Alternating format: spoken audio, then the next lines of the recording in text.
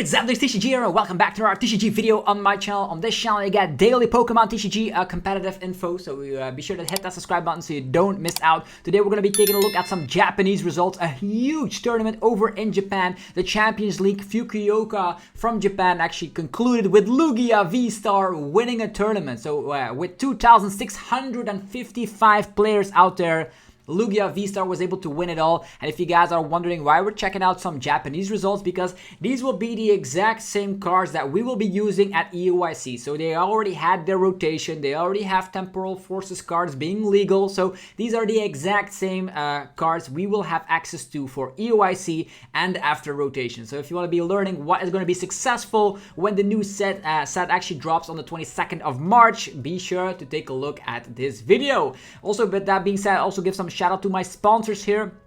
There's DragonShield.com to get 5% off. Use that coupon ZapdosTCG over on DragonShield.com on everything on the website for sleeves, binders, and deck boxes. YourPlayMat.com is the website to create your own custom playmat. They ship worldwide and you can get 10% off by clicking that link down below. PokemonStore.com gets you covered if you're looking for TCG Live code cards. You can use the coupon ZapdosTCG for 5% off. And if you're a European player, use the referral name over at CARDMARKET.com. With that being said, let's just dive into this top 16. So this will be, we have 5 lists that are currently unrevealed. So we're going to be taking a look at 11 deck lists in this video, which is already nice to be taking a look at what's going to be good. So we have the first place winning list, Lugia Vstar. I think a lot of people will have a smile up on their face because they said, like, as soon as Paradox Rift became legal, Lugia was actually a very bad pick. Miraidon was super popular. Roaring Moon also slapped it into oblivion. Now we actually have access to a more refined Lugia list. Not only do we have access to the new energy, the Mist energy, which actually prevents us from getting knocked out by attacks like Frenzied Gouging from a Roaring Moon EX or Star Requiem from a Giratina Vstar, which are one-shot moves. With Mist Energy, you prevent all effects done to your Pokemon that the energy is attached to it, meaning they can no longer punish you and do the one-shot shenanigans. That's very good, and that's why there's 3 copies of the Mist Energy in here.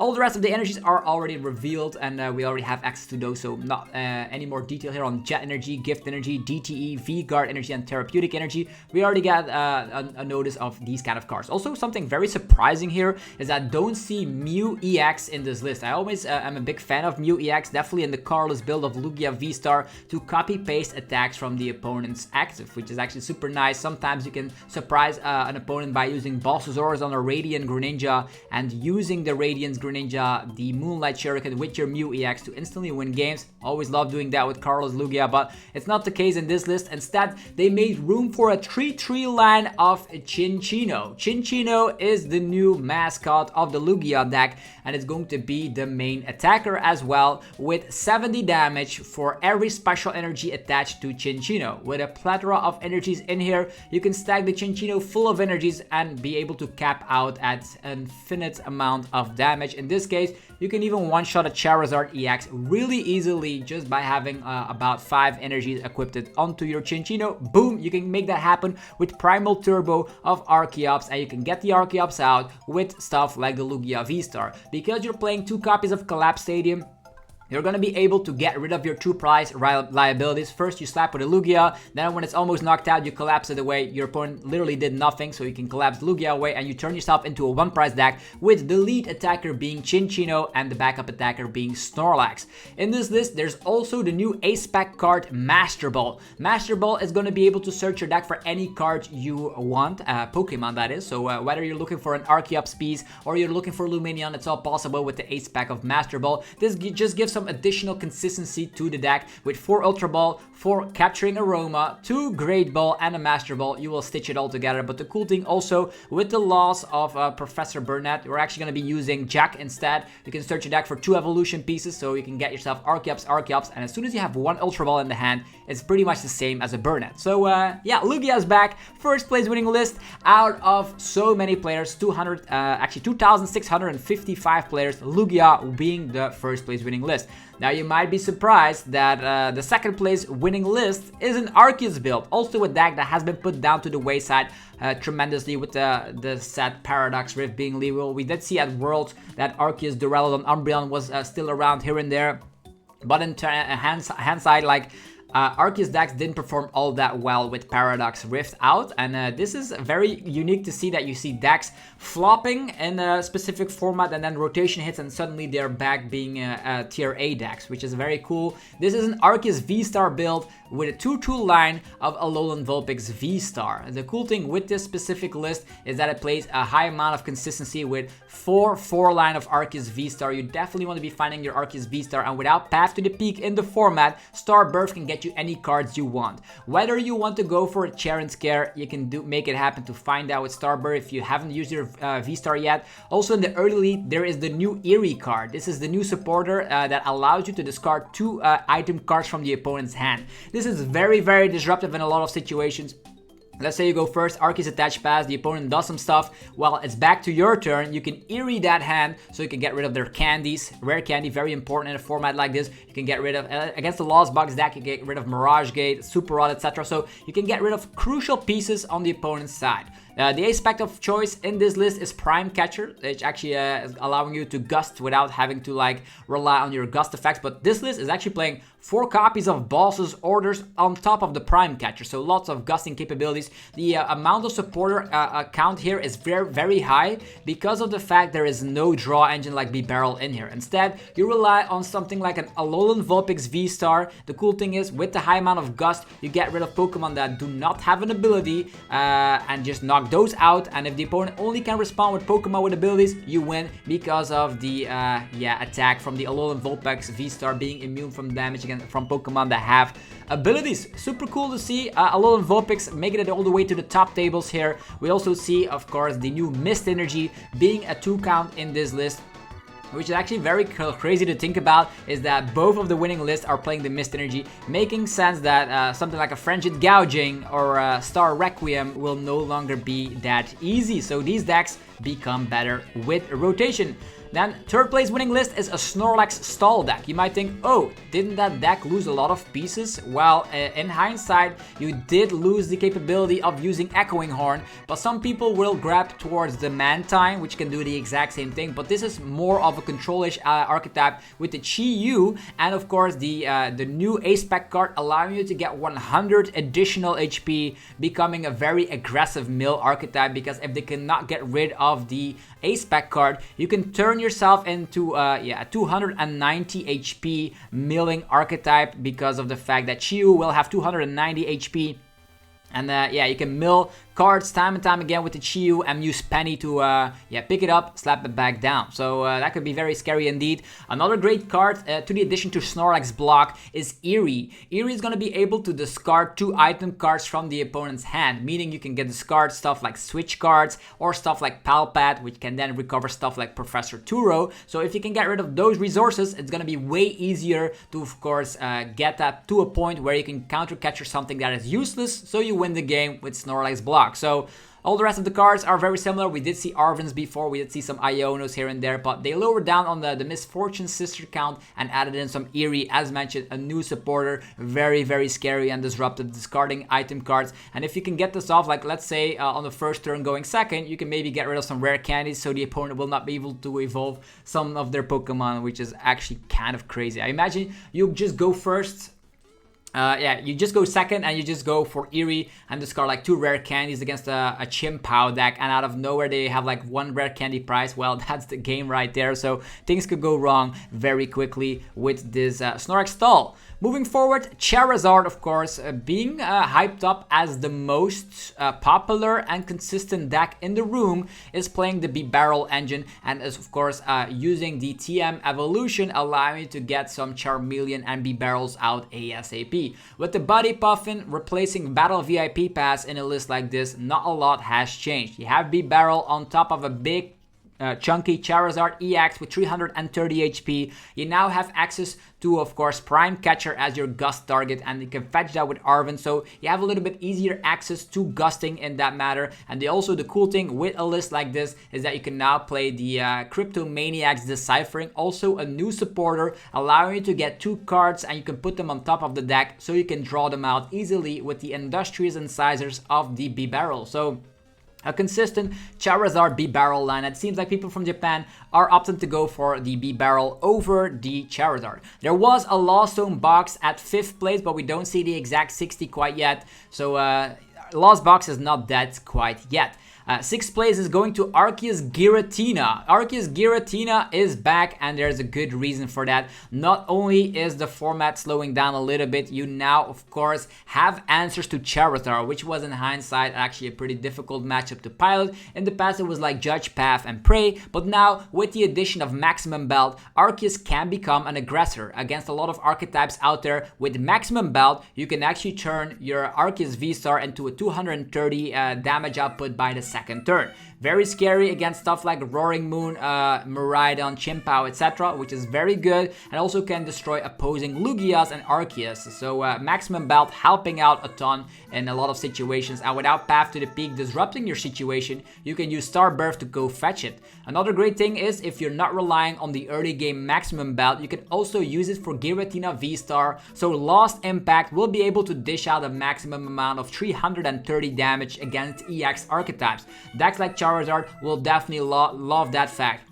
And then on top of that, there is the Iron Leaves EX, the Grass EX Pokemon in there. If you slap it down on your bench, you can absorb any amount of energy you want and fly yourself to the active position. That is the ability of the card, which means if you can get a Trinity Nova off and there's at least 2 Grass energies on play, you can just slap down Iron Leaves so it absorbs the energies and you fly yourself to the active position so you can go with the attack to slap 180 damage. Also, a lot of decks out there, especially Charizard, will not love that because Charizard is weak to grass, Roaring Moon is weak to grass, so you have additional outs to these kind of decks in the format right now, making Arceus and Giratina and Iron Leaves a perfect combo. Again, we do see B-Barrel and Scovid in here as the partners in crime to make sure you can declunk your hand and draw back up with the Industrious Incisors. You might be surprised that Radiant Gardevoir is in there, but this is very great in the mirror match against other V Pokemon that want to slap damage onto you, and without Path to the Peak around, you're gonna be becoming a little bit more tanky than you might think.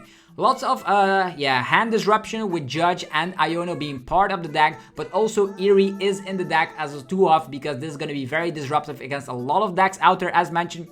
If you Star Birth for something and you only need 1 piece, your Eerie can be the 2nd piece to make sure you can disrupt the opponent by discarding items from their hand. With the TM Devolution as well, you can make it very rough for specific archetypes as well. So with Maximum Belt, Arceus Vstar can slap another Arceus Vstar, then you can boss up something like Giratina, do it again, and then devolve them for 4 prize cards is also something you could do. So yeah, Arctina seemingly back in the format after rotation, which is gonna be bringing some happy faces because Arceus Vstar has always been a loved Pokemon because it's so splashable and you can make the deck your own.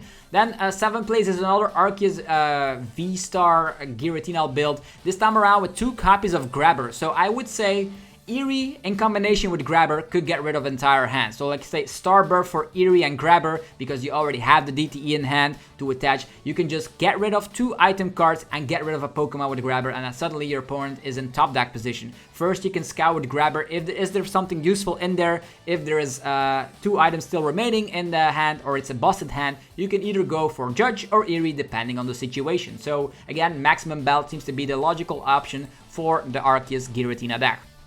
8th place for Snorlax Block again, and this one is incorporating that Mantine, which allow you to put a Pokemon from your opponent's discard pile onto their bench. Very, very useful if you, of course, see a useless Pokemon like a Luminion or a Squawkabilly in there, you can make sure they are trapped. Definitely with 3 copies of Eerie, it's gonna be very, very annoying to be playing against this because your switch outs might be discarded before you're able to play the game. And if you happen to start with something like, let's say, a Jirachi, a useless Pokemon, or a Manaphy, the game's all over. So 4 copies of Temple of Sinnoh also prevent stuff from Jet Energy to ruin your day. So Snorlax Block, will we have to be afraid of that? Probably. Currently it's great, but you can of course stack against it with stuff like Minior and maybe some Turo Palpad situations. There is an Ancient Box, a 1 price Ancient Box. I'll be talking about that tomorrow as well in a deck profile video, what the Ancient Box is, but we don't have a deck list currently.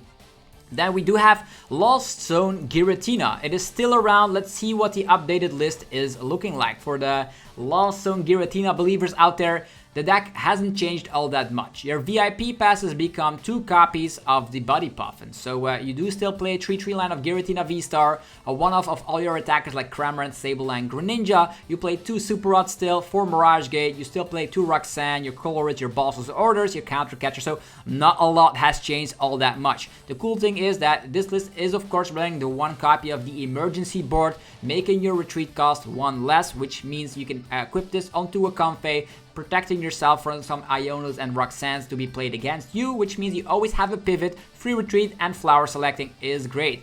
There's only 1 stadium in here, so you have some additional rooms they added in for Steelstone for the games where you don't use Star Requiem, and there's also an additional copy of Iono in here. Prime Catcher is the ace-pack card of choice in this list. So interesting for sure that Lost on Giratina has been performing quite well. It makes a little bit of sense because of the fact that Arceus is good as well as Lugia, so that's why maybe they are doing that well. I personally would include maybe 1 or 2 copies of Temple of Sinnoh, because then you can shut down the Mist energy, so yeah, Lost Impact can then destroy Arceus and Lugia.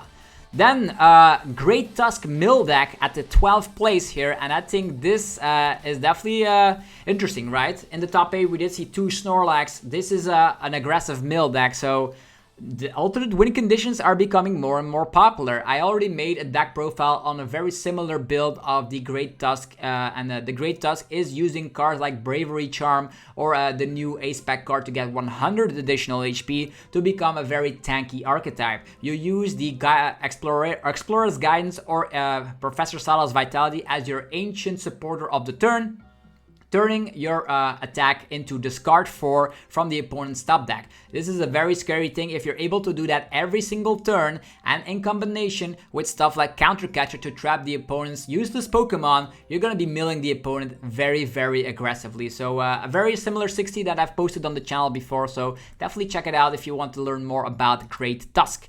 Then there was a Future Box at 14th place. I really want to know that list because Future Box is a deck that in the City Leagues over in Japan didn't perform all that well. But we do see now that the Future Box got a top 16 placement over here at the Fukuoka Champions League.